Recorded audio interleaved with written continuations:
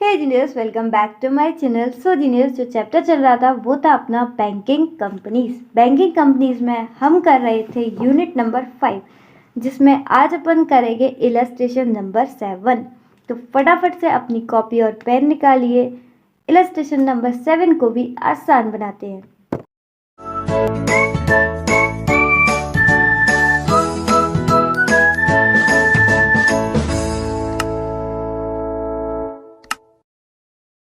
हम कर रहे थे unit number 5, some special transactions of banks, जिसमें हमने बैंक्स की कुछ सर्विसेज देखी थी, जैसे कि discounting of bills, collection of bills, acceptance on behalf of customers. और इनको हमने सीखा था कहानी के रूप में, है ना, याद है ना। कहानी बिल डिस्काउंट की, कहानी बिल्स फॉर कलेक्शंस की, एंड कहानी एक्सेप्टेंस की। इसके थ्रू हमने क्या सीखा था, इसका पूरे अच्छे से कंसेप्ट सीखा था एंड इससे रिलेटेड इलस्ट्रेशंस भी कर लिए थे। आज हम अपन जो करने जा रहे हैं ना, इलस्ट्रेशन नंबर 7,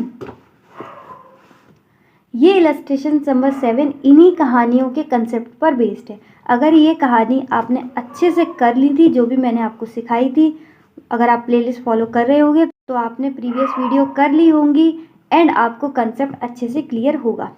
इन्होंने क्या किया है, जो भी अपन ने कंसेप्ट सीखे थे उसका एक कंबाइंड क्वेश्चन बना दिया। यानी यहाँ पर कहानी बिल डिस्काउंट की काम भी आएगी, यहाँ पर कहानी बिल्स फॉर कलेक्शन वाली भी काम आएगी, यहाँ पर कहानी एक्सेप्टेंस की वो कहानी भी काम आएगी। यानी कि तीनों की तीनों कहानी यहाँ पर हमें काम आने वाली है।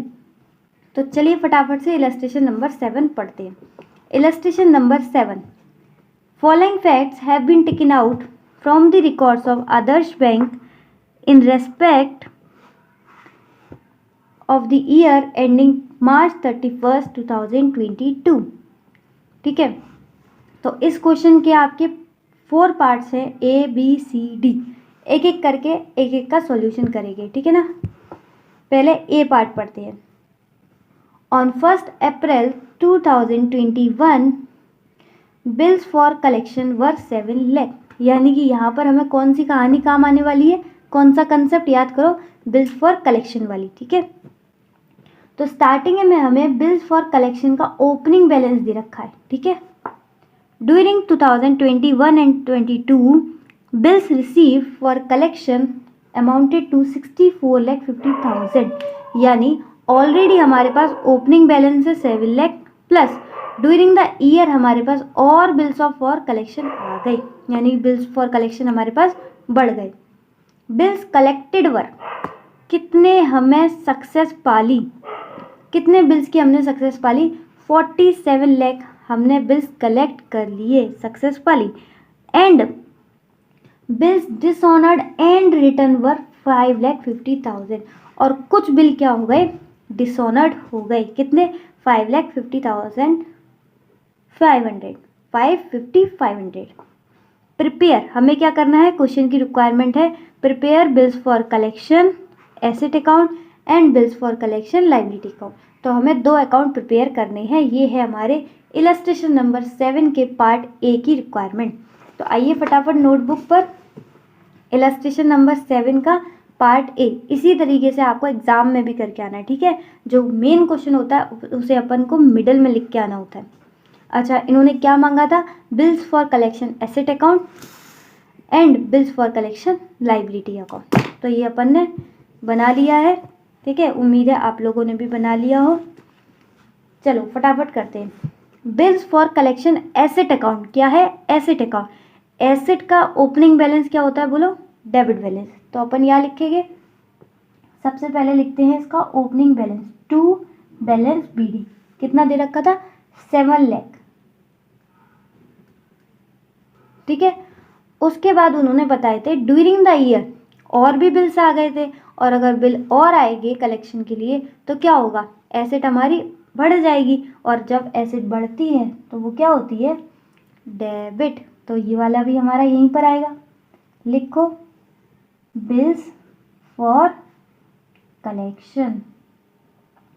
कितना था, 64,50,000 ड्यूरिंग द ईयर, और बिल आ गए हमारे पास। ठीक है, उसके बाद कुछ बिल्स पर हमने सक्सेस पाली थी, वो कलेक्ट हो गए थे।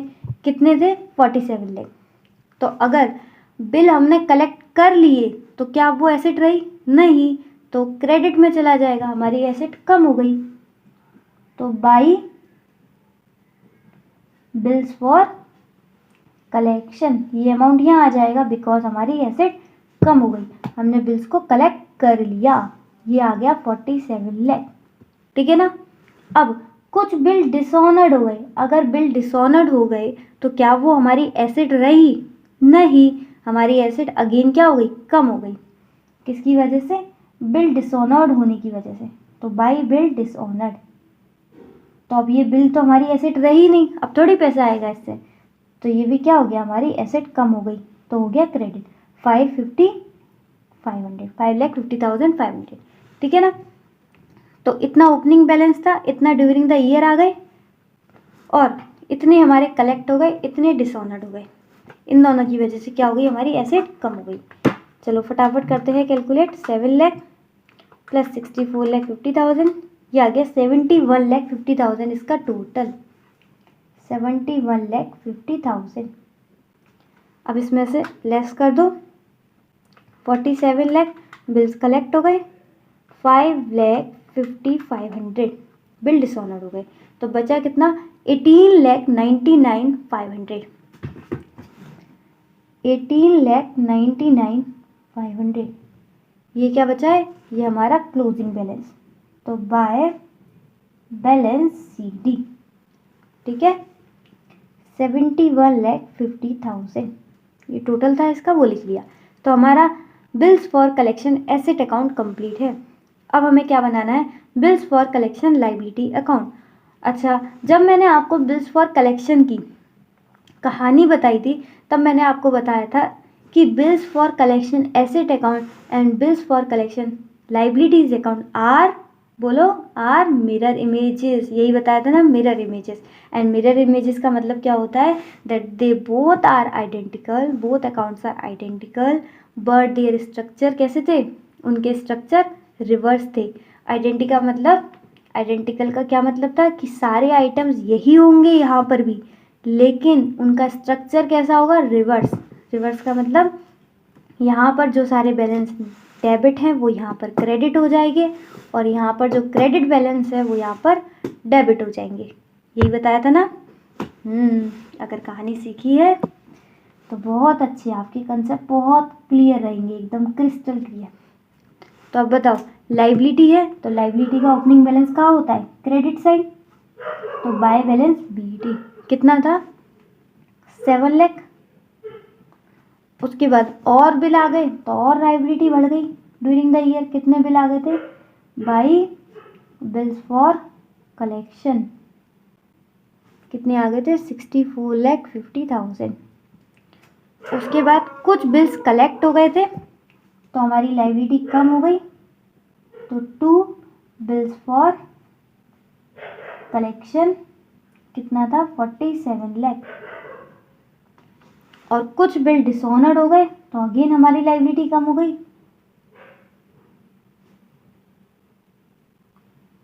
कितने थे? 5,50,500। ठीक है, बाकी का बचा कहाँ चलाएगा? To balance CD। और मैंने आपको क्वेश्चन करते वक्त बताया था, जब अपन कर रहे थे लास्ट टाइम, तो हमने इसकी कैलकुलेशन अलग करी थी और इसकी कैलकुलेशन अलग करी थी। ठीक है, लेकिन मैंने आपको बताया था जब अपन एग्जाम में करेंगे तो कैसे करेंगे?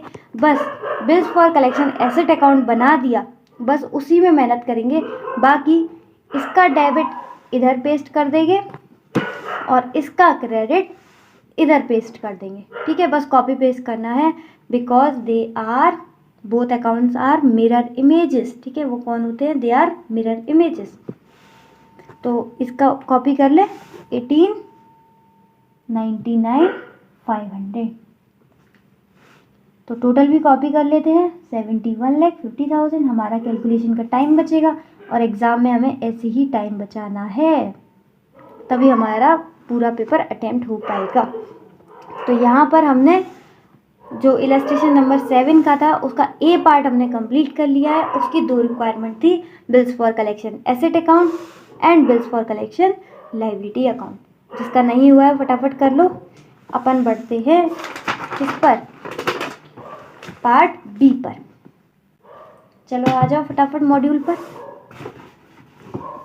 Part B, on 1 April 2021 acceptance endorsements etcetera, यानी यहाँ पर कौन सा वाला कंसेप्ट काम आएगा, हमें कौन सी वाली कहानी काम आएगी, यहाँ आएगी कहानी एक्सेप्टेंस की।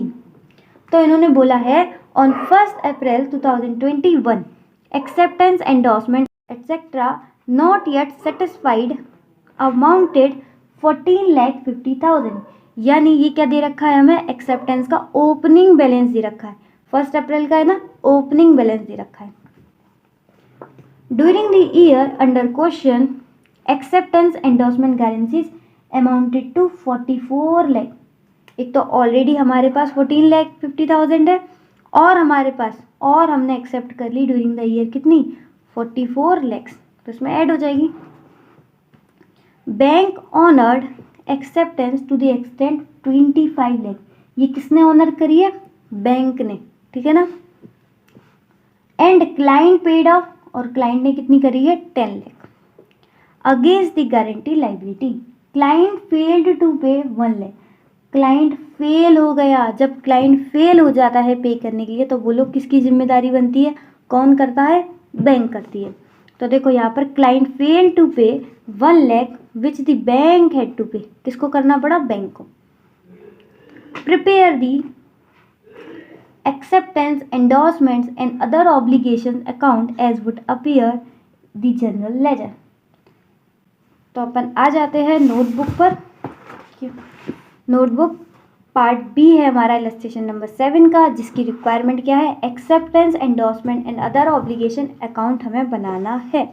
तो ये फटाफट बना लेंगे अपन और इसका फॉर्मेट तैयार कर लेंगे, ठीक है। तो स्टार्टिंग में हमें ओपनिंग बैलेंस दे रखा है, तो ये आ जाएगा अपना ओपनिंग बैलेंस, कितना दे रखा था, 14,50,000। उसके बाद ड्यूरिंग द ईयर भी हमने कुछ एक्सेप्ट किया है, तो वो भी ऐड हो जाएगा।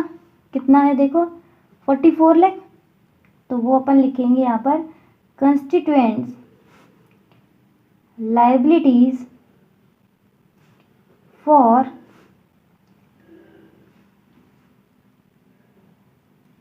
Acceptance endorsement ETC। कितना था, 44 लाख हो गया। अब बैंक ने कुछ एक्सेप्टेंस को ऑनर कर दिया था, तो हमारा ये कम हो जाएगा बैलेंस। तो यहाँ पर अपन लिखेंगे to constituents liabilities for acceptance endorsements etcetera. कितना बैलेंस था, 25 लाख, और ये 25 लाख किसने ऑनर किया था, ऑनर्ड बाय बैंक, ये भी लिख के आना है, ठीक है। तो पहले 25 लाख किसने ऑनर किया था, बैंक ने। अब जो क्लाइंट ने ऑनर किया है 10 लाख का, उसको लिखते हैं to constituents liability for acceptance endorsements etcetera. ये किसने किया था, क्लाइंट ने पे किया था, तो यहाँ पर अपन लिखेंगे पेड ऑफ बाय क्लाइंट। कितना था, 10 लाख। मॉड्यूल में देखते जाना, सब कुछ गिवन है, कोई दिक्कत नहीं है। ये सारे अमाउंट जो मैं यहाँ पर लिख रही हूँ वो मॉड्यूल में गिवन है।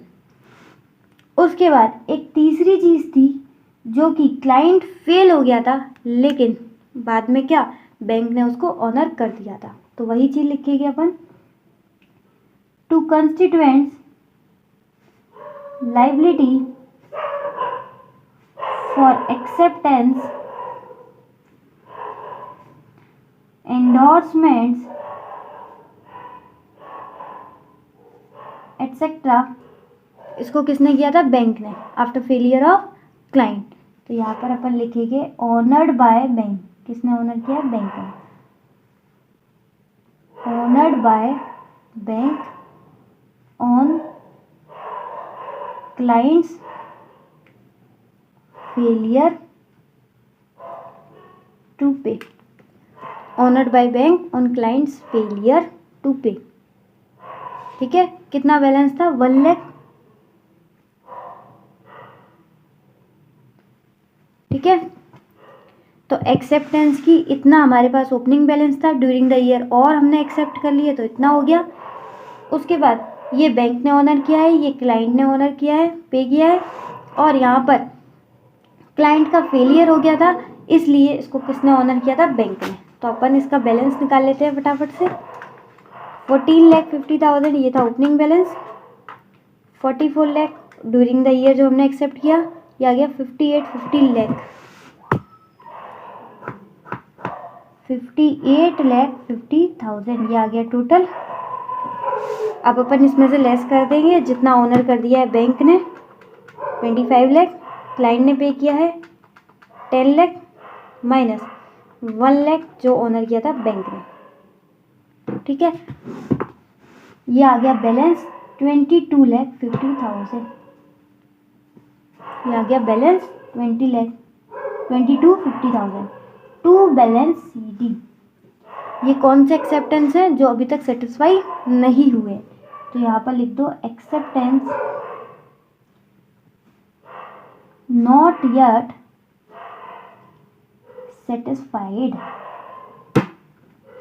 ठीक है, बस हो गया। अब यहाँ पे टोटल लिख दो 58,50,000। सिंपल था एकदम।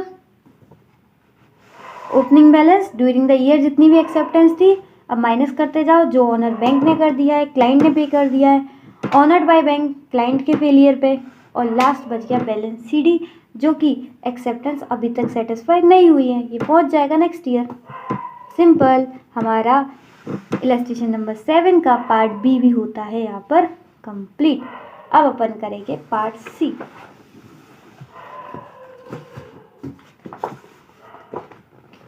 पार्ट C पढ़े। It is found from the books that a loan of 6 lakh was advanced on 30th September 2021। ठीक है, तो लोन की डेट कितनी हो गई आपकी? 30 सितंबर। At the rate 10% per annum. Interest payable half yearly, but the loan was outstanding on 31st March 2022 without any payment recorded in the meantime, either towards principal or towards interest. The security for the loan, यहाँ से आई ना main बात। The security for the loan was 10,000 fully paid up shares of 100 each। जो security है उस पर shares कितने रखे गए हैं? 10,000 फुल्ली पेड अप शेयर्स। ठीक है, और जिसकी फेस वैल्यू कितनी है? 100 ईच, और मार्केट वैल्यू कितना है? The market value was 98 as per the stock exchange information as on 30 September. तो ये जो मार्केट रेट दे रखी है, ये जो मार्केट वैल्यू दे रखी है शेयर्स की, वो कब की दे रखी है? जिस दिन लोन वाली डेट की। लोन की डेट 30 सितंबर थी, उसी दिन की दे रखी है। पर हमें ये तो नहीं चाहिए। कौन सी चाहिए? पता है आपको कि नहीं पता? नहीं पता, कोई दिक्कत नहीं है, अभी एक लाइन लिखाऊंगी उससे आपको पता चल जाएगा। But due to fluctuations the price fell to, कितना दिख भी नहीं रहा, 40 पर शेयर इन जनवरी 2022। अभी आपको कंफ्यूज करने के लिए इन्होंने जनवरी की भी मार्केट वैल्यू बता रखी है। ओके, आगे देखते हैं। On 31st March 2022 the price as per stock exchange was 82 पर शेयर। कितना दे रखा है हमें? 31 मार्च को 82 पर share. State how you would classify the loan as secured और unsecured in the balance sheet of the company. तो हमें बस इतनी सी बात बतानी है, इतनी सी बात है। कितनी सी बात बतानी है हमें? इतनी सी बात बतानी है कि वो लोन सिक्योर्ड है कि नहीं है। तो किसके बेसिस पर अपन बताएंगे वो सिक्योर्ड है या नहीं? वो हम बताएंगे एक छोटी सी लाइन पर।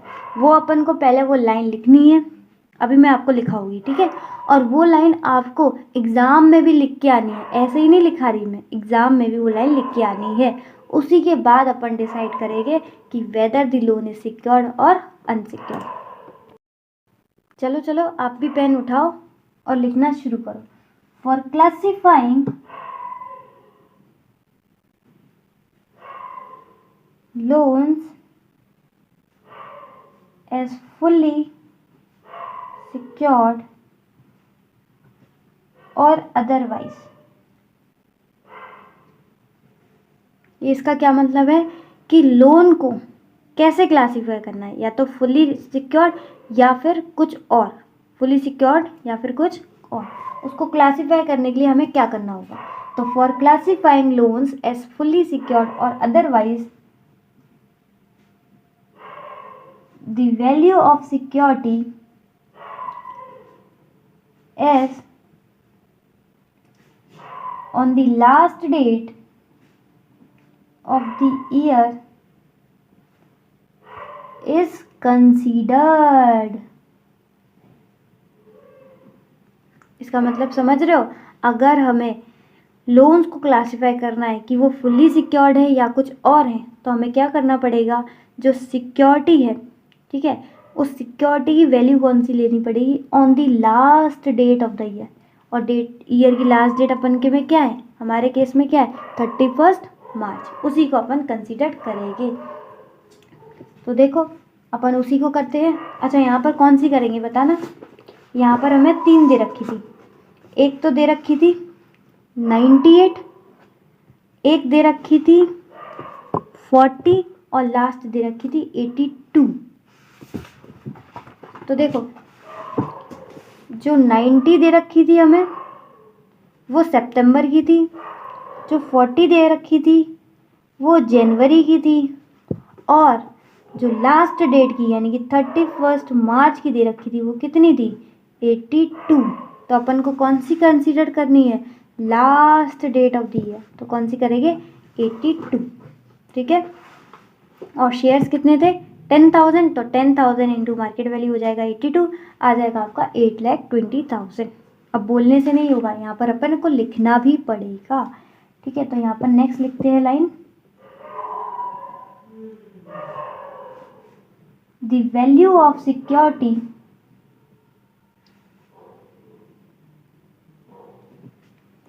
The value of the security is, कितनी हो गई, 10,000 शेयर्स इंटू 82, कितना आ जाएगा, 8,20,000, जो कि क्या है, लोन से ज़्यादा ही है। तो यहाँ पर लिखेंगे अपन, hence it is to be treated as, कैसे ट्रीट करेंगे, लोन था हमारा 6 लाख का और सिक्योरिटी तो ज़्यादा की है, इसमें तो आराम से इंटरेस्ट विंटरेस्ट सब कवर हो जाएगा, तो कोई टेंशन की बात नहीं है। तो हमारा जो लोन है वो क्या है बताओ, अभी भी अनसिक्योर्ड मानोगे क्या, नहीं भाई नहीं, फुल्ली सिक्योर्ड है, तो वहाँ पर फुल्ली सिक्योर्ड। इसमें यही वाली बात ध्यान देने की है कि आपको 3 डे मार्केट वैल्यू दे रखे होंगे कंफ्यूज करने के लिए, ये तो बिना बात की दे रखी है जनवरी, और ज़्यादा कंफ्यूज करने के लिए, तो आप बिल्कुल भी कंफ्यूज नहीं होगे। आप ये वाली लाइन ध्यान में रखना, last date of the year, ठीक है ना। ये अपना इलस्ट्रेशन नंबर 7 का सी पार्ट भी कंप्लीट होता है। अब बस अपना डी पार्ट रह गया, आ जाते हैं मॉड्यूल पर। Illustration number 7 part D, the following balance are extracted from the trial balance as on 31 March 2022। तो अपन को ट्रायल बैलेंस का कुछ चीज़ें दे रखी है, क्या क्या दे रखा है, इंटरेस्ट एंड डिस्काउंट कितना दे रखा है, 98 lakh, rebate for bill discounted 20,000, bill discounted and purchase 4 lakh. अब आगे क्या कह रहे हैं, it is ascertained that the proportionate discount not yet earned for bill to mature in 2022, यानी कि जो अपन बना रहे हैं 2023, अमाउंट टू 14,000। तो क्वेश्चन को ध्यान से समझेंगे। सबसे पहले उन्होंने क्या दे रखा है, हमें ओपनिंग बैलेंस दे रखा है इंटरेस्ट एंड डिस्काउंट का, उसके बाद ओपनिंग बैलेंस हमें दे रखा है रीबेट का, ओपनिंग बैलेंस दे रखा है रिबेट का। इसका क्या मतलब होता है कि ये लास्ट ईयर इनकम नहीं थी, तो ये इस साल इनकम होगी, इस साल इनकम होगी। और एंड में क्या दे रखा है कि ये इस साल की इनकम नहीं है, ये इस साल की इनकम नहीं है। अगर ये इस साल की इनकम नहीं है तो इसे अपन कहाँ डाल देंगे, रिबेट में। ठीक है ना, दोनों रिबेट है पर अलग अलग समझना दोनों को। ये रिबेट है लास्ट साल की, लास्ट ईयर की, तो ये लास्ट ईयर इनकम नहीं थी तो इस साल की इनकम होगी। और ये इस साल की रिबेट है, मतलब ये इस साल की इनकम नहीं है। ठीक है ना, तो चलो फटाफट से अपन को क्या करने हैं, लेजर अकाउंट बनाने हैं, प्रिपेयर लेजर अकाउंट। तो क्वेश्चन की रिक्वायरमेंट के संग अपन लोगों ने भी बना लिए लेजर अकाउंट्स। पहला लेजर वही अपना डिस्काउंट का, और दूसरा रिबेट ऑन बिल डिस्काउंटेड। एक क्वेश्चन में हम ऑलरेडी बना चुके हैं ना लेजर, पहले भी हमने एक इलस्ट्रेशन किया था जिसमें अपन ने बनाया था, है ना। तो सबसे पहले इंटरेस्ट एंड डिस्काउंट, इसका ओपनिंग बैलेंस लिख लें, by balance BD। Opening balance दे रखा था हमें 98 लाख, 98 लाख। उसके बाद अपन को क्या दे रखा था, उसके बाद अपन को दे रखा था ओपनिंग बैलेंस रिबेट का। इसका मतलब ये लास्ट ईयर इनकम नहीं थी, और अगर ये लास्ट ईयर इनकम नहीं होगी यानी कि इस साल की इनकम है, तो इस साल की इनकम को मैं इसको ऐड करते, चलो कर देते हैं, by rebate on bill discounted. तो इस साल की इनकम में इसे अपन ऐड कर देते हैं, कितना है 20,000। ठीक है, और इस साल की इनकम कौन सी नहीं है, ये नहीं है, ये इस साल की इनकम नहीं है, तो ये कहाँ पर जाएगी, रिबेट में। तो ठीक है, 14,000 को रिबेट में डाल देते हैं क्योंकि ये इस साल की इनकम नहीं है। तो to rebate on bill discounted, to rebate on bill discounted account. हो गया, बस सिंपल था एकदम, फालतू में डर रहे थे आप लोग। 98 लाख ओपनिंग बैलेंस, पिछली साल की रिबेट यानी कि इस साल की इनकम कितनी 20,000, ये आ गया 98 लाख 20,000 टोटल। 98 लाख 20,000 में से इस साल की इनकम कौन सी नहीं है, 14,000, इसलिए अपन ने उसको रिबेट में डाल दिया। तो बचा कितना, 98 लाख 6,000, 98 लाख 6,000, यानी ये इस साल की वो इनकम है जो कहाँ पर जाएगी, नहीं, यहाँ पर बैलेंस CD नहीं होता, P&L अकाउंट। जो नॉमिनल अकाउंट है, ये तो बचपन में अपन ने सीखा था, नॉमिनल अकाउंट ऐसे बंद नहीं होते हैं, वो कहाँ जाते हैं, P&L अकाउंट में। तो अपनी इनकम हमने ट्रांसफ़र कर दी 98 लाख 6,000 P&L अकाउंट में। चलो हमारा पहला लेजर तो कंप्लीट हो गया। दूसरा लेजर क्या है, रिबेट ऑन बिल डिस्काउंटेड। तो सबसे पहले इसका भी ओपनिंग बैलेंस लिख लें, बाय बैलेंस BD। कितना था, 20,000, 20,000। ठीक है, और रिबेट कहाँ से आ गई, 14,000 यहाँ से आ गई, यहाँ पर डेबिट तो यहाँ पर क्रेडिट, तो ये कहाँ से उठ के आ गई 14,000, इंटरेस्ट एंड डिस्काउंट से, इंटरेस्ट एंड डिस्काउंट अकाउंट।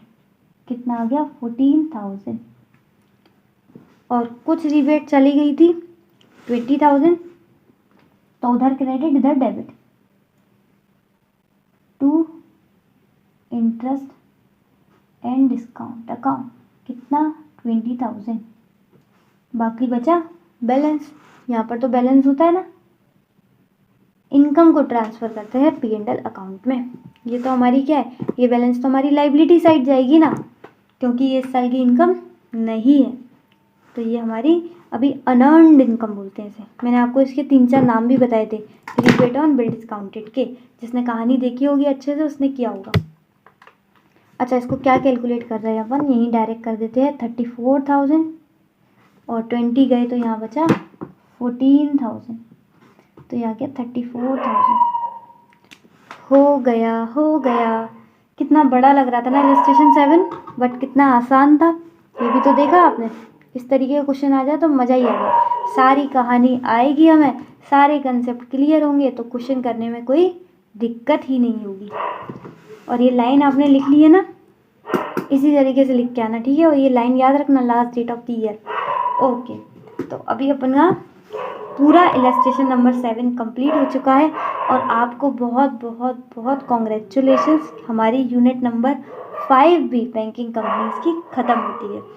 तो उम्मीद है आपको यूनिट नंबर 5 अच्छे से समझ में आई होगी और इस तरीके की वीडियोस आपको कंसेप्चुअल एज वेल एज जो इलस्ट्रेशन से अपन ये सब सीख रहे हैं कि किस तरीके से लिख कर आना है, किस तरीके से प्रेजेंट करके आना है, कौन सी चीज़ ध्यान में रखनी है और किस तरीके से कैलकुलेशन करनी है, ये सब आपको हेल्पफुल हो।